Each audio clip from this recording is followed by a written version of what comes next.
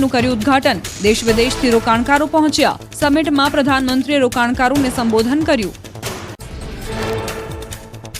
અમદાવાદ મનપામાં 2 દિવસીય બજેટ સત્રનો પ્રારંભ। સ્કૂલ બોર્ડના બજેટને લઈને ચર્ચા કરાઈ। સત્રમાં સત્તાપક્ષ અને વિપક્ષ આમને સામને આવ્યા। મેયર પ્રતિભાબેન જૈનની અધ્યક્ષતામાં બજેટ સત્રમાં ચર્ચા। કોંગ્રેસ કાઉન્સિલર જગદીશ રાઠોડે શાળાઓના મુદ્દે મોટો આરોપ લગાવ્યો। પૂર્વ અને પશ્ચિમની શાળાઓમાં ભેદભાવ કરાતો હોવાનો લગાવ્યો આરોપ। સ્ટેન્ડિંગ કમિટીએ કોંગ્રેસ કાઉન્સિલરના તમામ આરોપો ફગાવ્યા।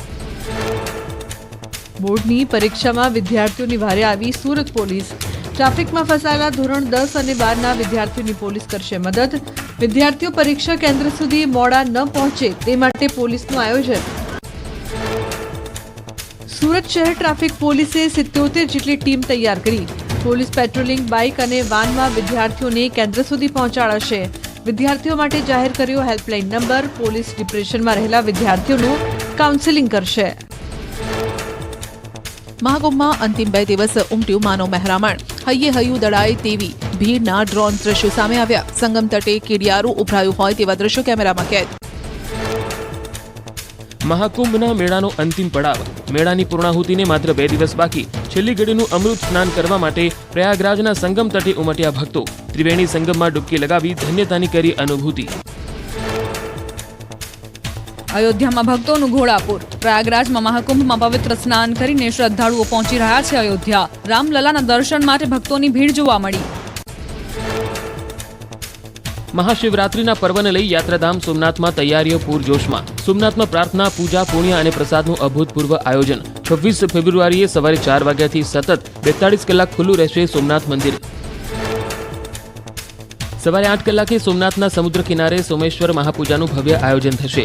સંકીર્તન ભવન ખાતે ધ્વજા પૂજા માટે વિશેષ વ્યવસ્થા। ભક્તો 25 રૂપિયામાં કરી શકશે શ્રી સોમનાથ મહાદેવની બિલ્વ પૂજા। પોસ્ટ મારફતે ભસ્મ, રુદ્રાક્ષ અને નમન મોકલાશે। પ્રથમ જ્યોતિર્લિંગ સોમનાથ ખાતે અલૌકિક સોમનાથ મહોત્સવનો પ્રારંભ થશે। સાંજે મુખ્યમંત્રી ભૂપેન્દ્ર પટેલના હસ્તે 3 દિવસીય સોમનાથ મહોત્સવનો પ્રારંભ કરાવાશે। 3 દિવસીય નૃત્ય સંગીત મહોત્સવમાં દેશના કલાકારો ભાગ લેશે। જૂનાગઢમાં ચાલી રહેલા શિવરાત્રીના મેળાનો 3જો દિવસ। ભવનાથની શરણે પહોંચ્યા અનેક ભક્તો। મહાશિવરાત્રી પહેલા શ્રદ્ધાળુઓની સંખ્યા વધી। મૃગીકુંડમાં શ્રદ્ધાળુઓએ કર્યું સ્નાન। જૂનાગઢના ભવનાથ તળેટીમાં અન્નક્ષેત્ર ધમધમ્યા। મેળાના 3જા દિવસે મોટી સંખ્યામાં ભક્તો ઉમટ્યા। શ્રદ્ધાળુઓ ભૂખ્યા ન જાય તે માટે સેવાભાવી લોકોનું આયોજન। ભવનાથ મંદિર બહાર ભંડારામાં ભક્તોએ લીધો પ્રસાદ। સાધુ સંપ્રદાયમાં ભસ્મનું વિશેષ મહત્વ। નાગા સાધુઓ ભસ્મને માને છે પોતાના વસ્ત્રો। ભસ્મ લગાવવાથી કોઈ પણ ઋતુનો નથી થતો અનુભવ। સાધુઓ ભસ્મ લગાવી શિવ સમીપ જવાનો શોધતા હોય છે માર્ગ। ભવનાથના મેળામાં જોવા મળ્યા અલગ અલગ રંગ। માત્ર 10 રૂપિયામાં લોકો દૂરબીનથી કરે છે અંબાજીના દર્શન। હજારોની સંખ્યામાં આવતા શ્રદ્ધાળુઓ ગિરનાર ન ચડી શકે તો પણ દૂરબીનથી કરી શકે છે દર્શન।